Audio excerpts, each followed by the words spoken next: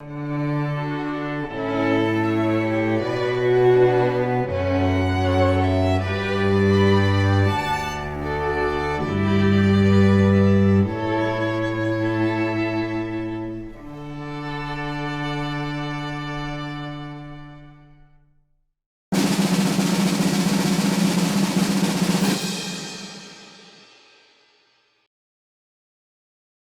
welcome back. I'm Jay Fidell. This is ThinkTech, and this is our series called ThinkTech Tech Talks. Say that 5 times fast. And we're talking today about tax scams for the tax season in which we are right now, with Attila Seress, who is a star of stage and screen, and he's good. He's good to scare you. He always scares me. This is the scary time. Hi, Attila. Nice to see your smiling face. Hi, Jay. Thanks for having me. Absolutely. So you've been talking about this, and it's appropriate to talk about this every tax time. And I recall, I think it was 60 Minutes a few years ago, in fact, more than once, they, delivered a story about some guy who was a tax scammer on the beach in Miami Beach, and he had a laptop there, wireless laptop, and he could emulate you and file an application for refund with the Internal Revenue Service and somehow switch the address to his address. And lo and behold, he get a nice check from the IRS before you ever knew what was going on. And I thought that was a pretty good scam. And it was working. This guy was making a lot of money. And I had the impression from the show, there are a lot of people that do things like that and make a lot of money. What troubled me about it is that the IRS, with all its resources, could not figure out how to stop that. Is that kind of scam still happening? No, I think they got kind of wise to that one. And in fact, there was a rapper. Gotta look him up, but there's a rapper who just made a music video about him doing this same thing, and he got thrown in prison. So I wouldn't go around advertising it. And I'm sure that guy sitting on the beach is not sitting on the beach anymore. But tax scams it's one of those things. It's a seasonal scam, kind of like holiday scams. We'll see those too.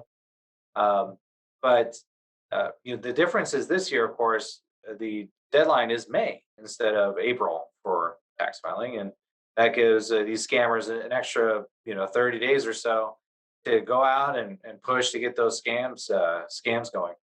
And Mhm. that any the key thing you want to look out for is anything with a sense of urgency. Like, we couldn't get your refund because you didn't fill this out. Don't fall for it, right? The IRS is not going to be reaching out to you with any sort of urgent thing by email. That's just silly.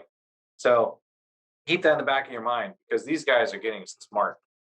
Well, the IRS actually has a movie on YouTube with exactly that message. If you get anything that's odd or they're calling for immediate action, be careful. And they said that the people who suck into that are younger. They're the ones with the cell phones. They are sucked into phishing expeditions on cell phones easier than computers. Maybe that's because you can't see the fine print so well. You can't see the emulated logo so well on a cell phone, and you get sucked in. But their point, the IRS's point, was it's phishing. This is a big thing about tax scams. Do you agree? Well, when it comes to cell phone usage, you're absolutely right. The IRS does say that, if you are clicking on a phishing email on your cell phone, you're more likely to get sucked in. Now, the reason is kind of difficult. Maybe you and I don't see the cell phone as well as we used to because we're 40 plus, but or at least I am. Yeah, speak for yourself, Attila. Yeah. But yeah, you're absolutely right. And what's interesting about phones is a lot of these computers have ad blockers and more advanced software that's going to prevent you from going to a website that you shouldn't. Cell phones have none of that filter. So phishing scams, or should I say just phishing in general, is the primary entry vector for scammers that have your tax information in mind. They're using a tax scam. It's the email phishing. And a year ago, 2 years ago, it was easy to spot these emails that have bad grammar or some strange spacing or some weird dollar sign instead of an S or that kind of thing. Now they've gotten better. They took an English class, probably online, and these APTs, advanced persistent threat actors, these bad actors, they're not just these lone people maybe sitting on a beach or somebody hiding in a hole or a cave somewhere.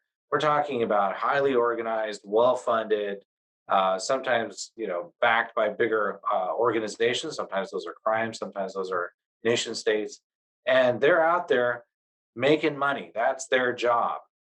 And it's really sad for those that it's an entire industry. I just want to be clear about the scamming industry. This isn't like a you know uh, just a small subset. This is a huge industry. They make billions of dollars. So yeah, of course, the nation states are going to get on it, but also private individuals.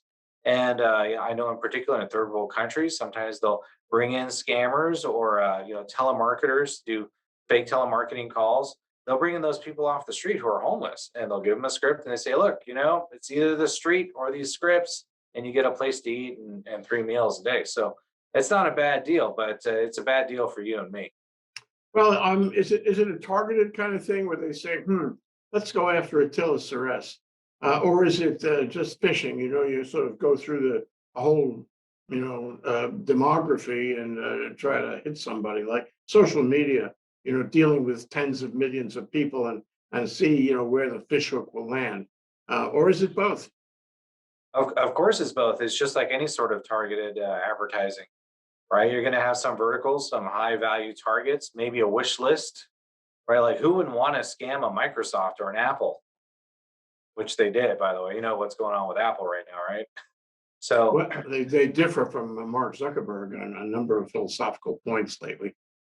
well, but the Apple, one of the manufacturers for Apple, they were compromised, right? And then now they're holding him for hostage for $50 million, and they just started negotiations. I was reading about it this morning. I think they're going to negotiate down to $20 million, so they don't release the new Apple logo, the new design specs for the MacBook Air. So there's all these things that are high value targets, and then of course then there's just the shotgun approach, right? Like let's just send out a billion emails and see who clicks, and guess Yeah, what, people click. yeah, it works. It's like uh, the trouble in all these political ads you get. And the idea is you send a billion of them out, and maybe you have a kind of denial of service result where the people at the other end delete everything, including the good ones. So it's just a matter of volume. You make it up in volume. So what's the experience like, tell me what I could experience if I'm somehow at the wrong end of this game. How, Sure, sure. how does it work, and how much could I lose, and what are the moves that I could make to protect myself? Well, so let's do a hypothetical scenario, which is probably very real. So an email comes in. Email looks like it's official. Comes from the IRS and says there's been a delay in your refund because we don't have your proper information on file. You say, "Oh no, my refund! I want my money!" Right? You click on that link. Now that link goes to a website, and that website looks like the IRS. I mean, it looks official. It's not hard to emulate a white background with an IRS logo and all that stuff. The logo is so easy to copy, really. Sure. And so that website, if you were to look at the URL, you might notice it doesn't say irs.gov, or it could say irs.gov.blah. Yahoo.com, or some sort of like long domain prefix. So it looks like, well, if I were just to read the first few letters, it might look legitimate, but it's not, right? And compromised websites, unfortunately, they just keep popping up. It's very hard to secure them. A lot of WordPress websites are compromised out there. We get notices of local websites that get compromised. Everything from restaurants to event companies, you name it. Anyways, it happens, It's right? just a ransomware type compromises, or what? Well, there's a lot of things, and once they're in there, they can use it for whatever they want. They could put Hmm. up a fake IRS scamming website to harvest information, right? So back to our original example, if you're Hmm. going to put in you log in and you say, okay, oh thanks, you're here. Now let's get your banking information. Let's type in your bank routing information. Oh, and just in case we can't get that, let's get a credit card. And just in case we can't get that, what other personal identifiable information can they fish from you slowly, slowly, slowly? So it's usually in a wizard format where they'll ask for, hey, what's your name? Okay, great. Now that you've given something over, Now, what's your home address? Okay, now you're giving more over. Now, what's your banking information? Now that's what they're really after, right? So you don't get to that until step three. This is called chaining, by the way. The common term in psychology is how you train a bear to ride a unicycle. you you put in subsequent steps until eventually you get the desired behavior, right? So you get to that, and then you say, "Okay, thanks. Your refund is on its way." All right. Oh, I feel great. So that's the key thing, is at the end of this process, there isn't like a page that says, "Ha ha, I gotcha," right? They don't want that. They want you to think that you've given your information over to the IRS, and then later on, you go, "Wait a minute, was I scammed?" And we get that sometimes because I'll tell people about these scams, and they're like, "Oh no, that just happened to my mother-in-law 2 weeks ago." Yeah. I say, "Well, that was your mother-in-law. Maybe you don't need to tell her, but You feel good knowing that you succeeded or apparently succeeded in your effort to get the refund. right." On the other hand, if you think about it in a week or two or three or a month later, you realize you didn't get the refund, and it was all a scam. It's all a scam, and so then you start to wonder, like, well, how does this affect me, right? They got my bank account information. They may have my social security number. What could they do with this, right? Well, this is where credit monitoring service, dark web monitoring services come in. So, good news is, as an individual consumer, a lot of these things are free with your credit card. So, look at your credit card. I know Capital One does this, for example. They watch anything for dark web, and either they have like a free version or they have like a paid version where it's a couple bucks. Not the end of the world. Go ahead and do that. And it's important to continue that credit monitoring, right? See if anyone tries to open up any accounts, anything under your name. And these are the time tested scams. I know, like, you probably heard this before. Set up your credit monitoring, set up your dark web monitoring, use unique passwords. Well, guess what? It's because it works. It's like diet and exercise. You want to lose weight? Diet and exercise. What about this new pill? No, diet and exercise, right? Everyone knows what really works on this Well, stuff. if you change your password all the time and you have different passwords, a lot of accounts, we all have a lot of accounts and different passwords. That means you got to have a password minder, a manager of passwords, and there are several out there in the market. How safe are they? There was recently a blockchain attack on passwords. There's a great video I'll share with you afterwards. Maybe you can put it inside the description of this video. It's really handy. It describes how password managers work in terms of securing your data. So even if they do guess your password, they still are not necessarily able to get inside of it. So password managers also have the ability to add two-factor authentication to it. So even if they do get into it, they get into it, and they really really try to access that file, and they just may not be able to because they can't read your text message on your phone. Mhm. Now, we are starting to see some interesting things happen when it comes to cell phones. Everything from the two-factor codes being spoofed by, you could do cell phone cloning. So we're starting to see some of that occurring. And the two-factor authentication, how it sends an email or does a push notification. Those kind of things also now they're starting to go after that as methods of interception. But it's better than nothing. So get yourself at least a unique password for each site using a password manager, and enable two-factor authentication on all the services that matter, such as your banking, your email, right, your credit cards, loan documents, etc. Anything you can add that onto. Well, it's pretty scary stuff, but let me back up a little, and because I do get concerned that the IRS and tax time is a great time for phishing type scams. But all year long, phishing type scams, and some of them are not criminal so much as they're hype. They're selling you something, and they're telling you it's very urgent, and this deal is going to expire in an hour, and you better hustle, and then you wind up getting crap. And I had an experience like this a few months ago, and boy, I really felt silly getting into it, and they really nailed me because they were making false statements and trying to get me to do things right away, and like you said, it was this sort of chaining experience. You suck in on one level, and then they got to another level, and before you know it, it's brilliant. It's brilliant psychology. And when all that was over, I got crap. So I started writing letters. And I wrote to every agency, every office, everybody. I went and looked them up good. And I wrote to the, attorney general of that state. I wrote to I wrote to the courts. I wrote to the prosecutors. I wrote everywhere. And I don't know which of those letters hit home because for the most part, I got no responses from anybody. But lo and behold, after a couple of weeks with my letter writing campaign, it was put back in my credit card account. So I guess one of them must have hit home, but it was more effort, to tell you the truth, until then it was worth. Then I said, gee, I mean, I felt foolish about it, but at the same time, something I did must have worked somewhere. The bottom line lesson is A, as you say, got to be careful. And B, if you want to make a stink, just make a stink and maybe something will hit home. What I was going to, ask you about in this connection about tax scams and all the scams that we're exposed to is I give you this premise, Attila. Congress hasn't done anything about this.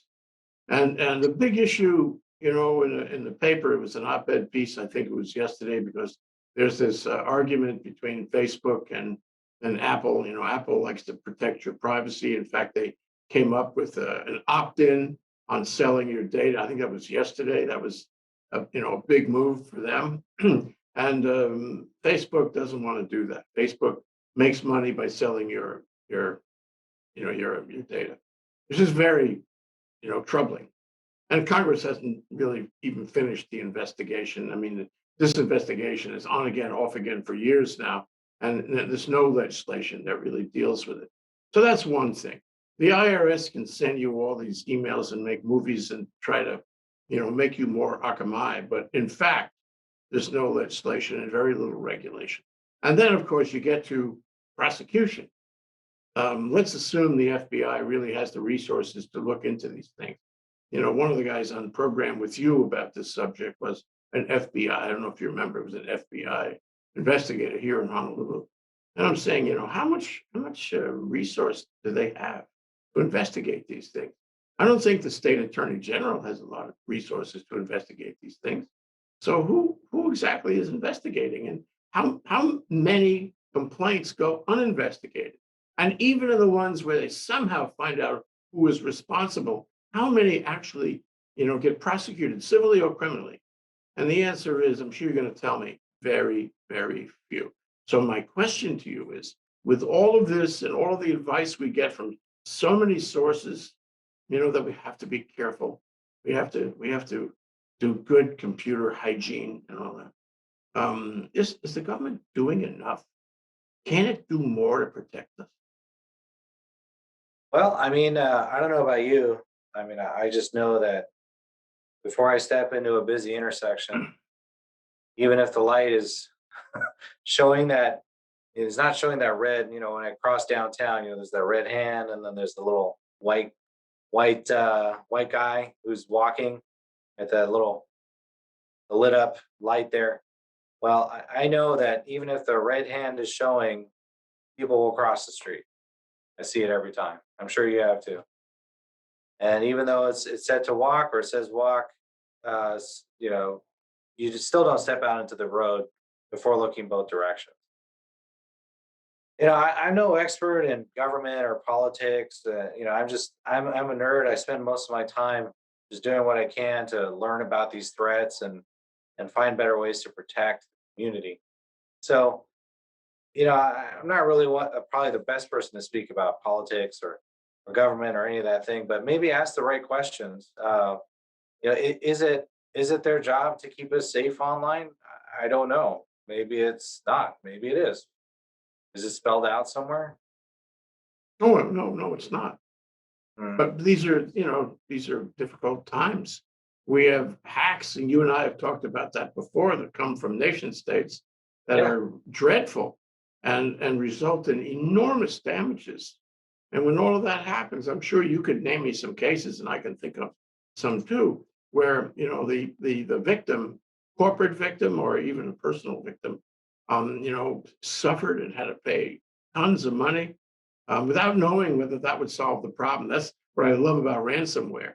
The probability that you'll get your data back when you pay the ransom, it's not high. A lot of people pay the ransom and never see their data at all. It's a big joke, a dark joke. And so, the question is, can't we do better?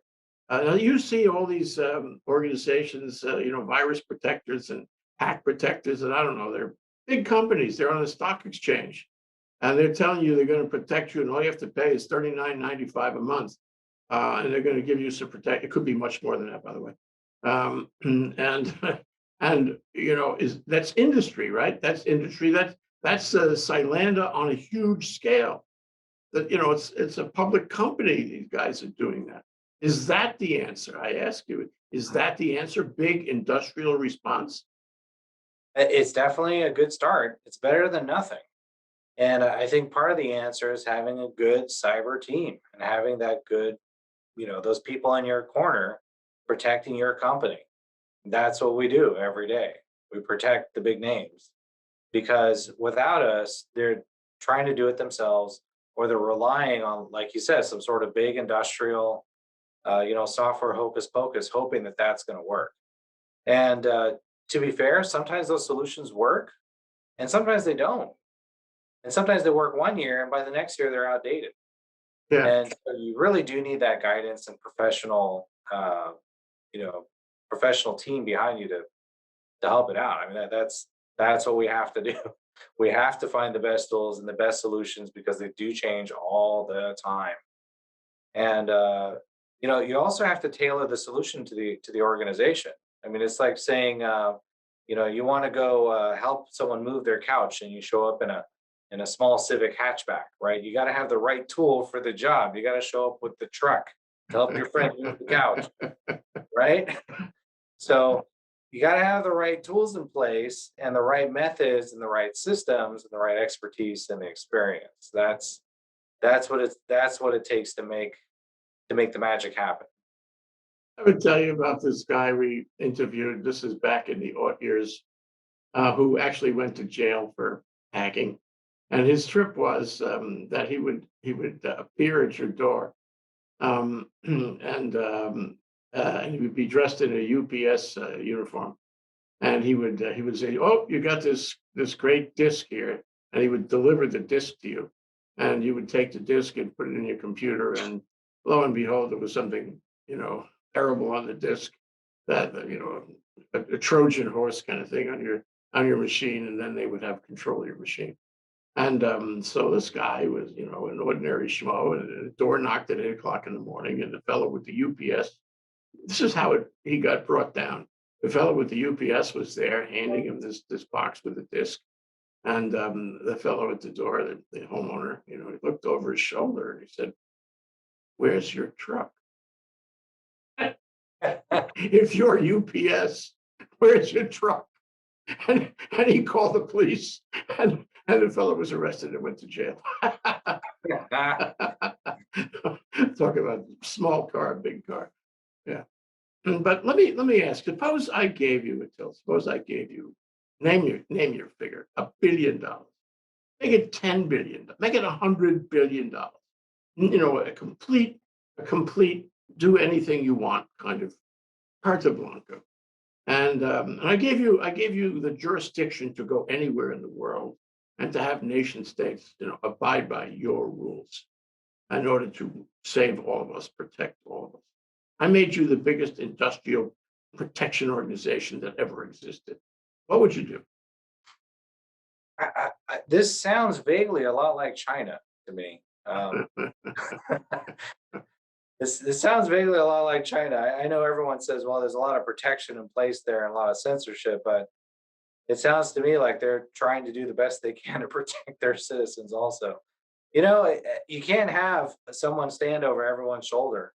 That we are a free country for that reason. You can go and look at things on the internet and no one's going to stop you unless it's dangerous. The freedom of information is that's what we want to do.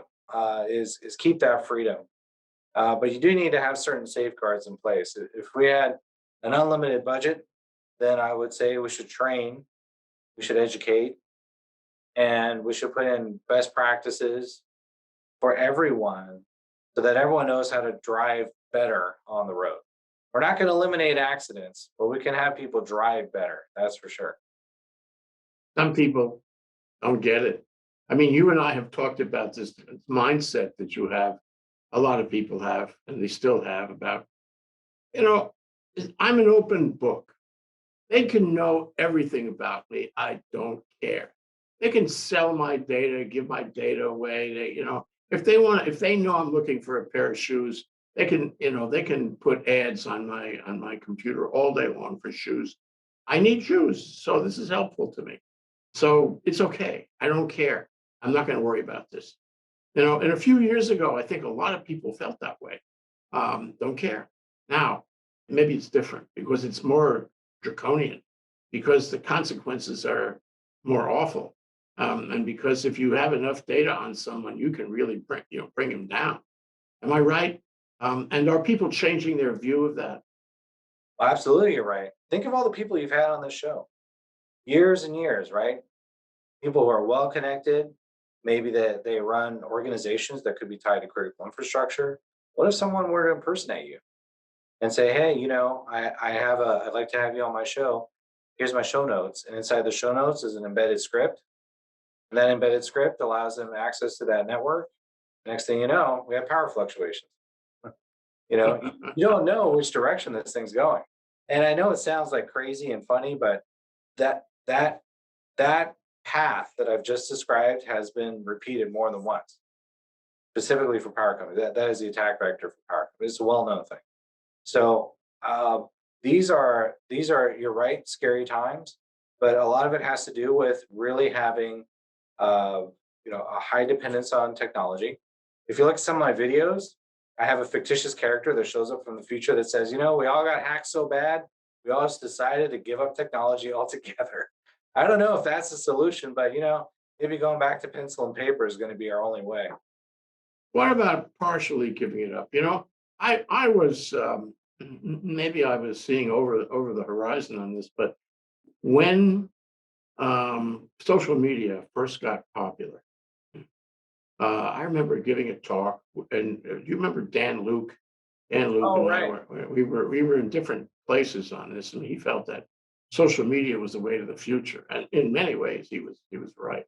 I was of the more conservative view that better watch out for social media.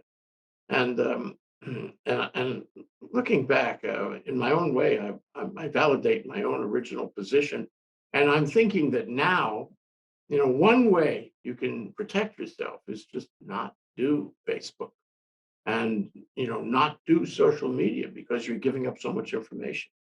What do you think about that? Is that a step that would be prudent these days? It would be worthwhile. Well, I can tell you this. I've talked to some attorneys that says, we've won cases because someone posted something on social media and they said one thing in court and then their social media feed showed something else. So, yeah, I believe that social media has its place. I don't believe it creates a very fulfilling experience, though. I mean, social media just shows the best moments of your life and maybe some of the worst ones, but it doesn't give you the full character. It doesn't show you the path of growth, right?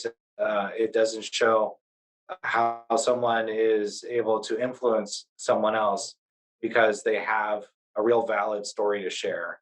Sometimes social media is just not the place for those kind of things. You have to have those in-person conversations to influence Mm. others. Unfortunately, we've been living in COVID for the past year, and there are fewer personal conversations. And a lot of us, we all use the internet more, don't we? In the past year, we've learned to do that, with Zoom and email and social media and all that. And I'm wondering, whether, suppose you behave yourself and you are very careful about giving out data, but nevertheless, you are exposed. And I wonder if you could talk about, that possibility happening. There have been, I'm sure, many, many situations where identity thieves have stolen your identity, even though you've been pretty good. Maybe you made a few transactions to buy things, from Amazon or the like. Innocent kinds of things, and things during the COVID time, which are, the only way you could go to buy some things. But Oh, you haven't been flamboyant about social media. You haven't been silly about, falling into a phishing situation. Just an ordinary Joe doing ordinary transactional process on the internet. You're still exposed, right? well, yeah, absolutely. I just wrote a thing about this and recorded it today. You're gonna see in the next few weeks. It's a new study that just came out. Two major findings. They surveyed over 2,000 remote workers. They found two major findings, right? Number one, they're more likely to do things and use software programs and go to websites that they would otherwise not go to, right? So they wouldn't be looking at job searching websites in the workplace. They may not be looking at politically charged websites, that kind of stuff. They may not be playing games like, Roblox or Minecraft or whatever. These kind of games that normally in the workplace they wouldn't be doing, right? So more dangerous behavior. That's number one.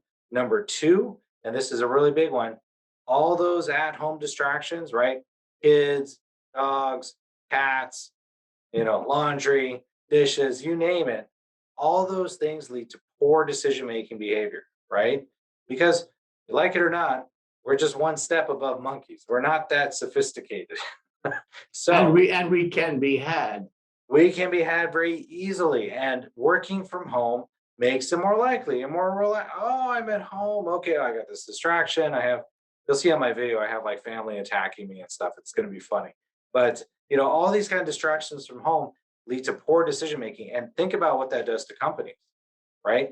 You have a distracted employee who's doing things on their computer that they wouldn't normally do at work, and they're making poor decisions due to distraction. That's a recipe for disaster, at least in long-term disaster. Short term, I think we're kind of, I'm getting the sense that some folks are now starting to get, the trend is starting to go back to work in terms of office spaces, because they see that the at-home workspace is not a good permanent solution for everybody. I want to see that. Where is that? Where did you publish that somewhere?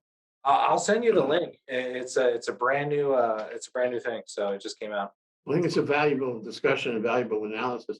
One last thing before we go, and that is this. We've talked about the things you need to do to avoid, being silly and sucking in on a fishing expedition. The things you need to do to, avoid too much information going on the web, although you really can't be perfect about it. The things you might do to hire someone, either a company or a software program, local, national, what have you, and managers of passwords and the like. That the things that a prudent person or company would think of if he was trying to, protect himself the best way. And we've talked about Congress for a national initiative on this sort of thing, really doing something, really trying to understand what Mark Zuckerberg is telling them in the hearing room, and Tim Cook the same, and trying to come up with policies and procedures and statutes that will diminish this process. And I suggest to you that it's really all of the foregoing, because the amount of loss that society is incurring increasingly as we go forward is huge. And so if you look at it as a cost benefit analysis, it's worth a lot of money, billions and billions, for us collectively to take all of these steps and A, prevent this from happening, and B, prosecute the people who are doing it so they wind up in jail. We're not doing that now, but I suggest to you that going forward, we're going to have to do all of the foregoing. Well, until that day comes, hire a professional. And we did not rehearse this. No, a great setup, Jay. Thank you. Thank you, Attila. Attila Seress, Silanda, really appreciate you coming on the show. I'll be looking for your next piece, your next appearance. We want to learn more. We want to stay current. Thank you so much. Stay safe out there. Aloha.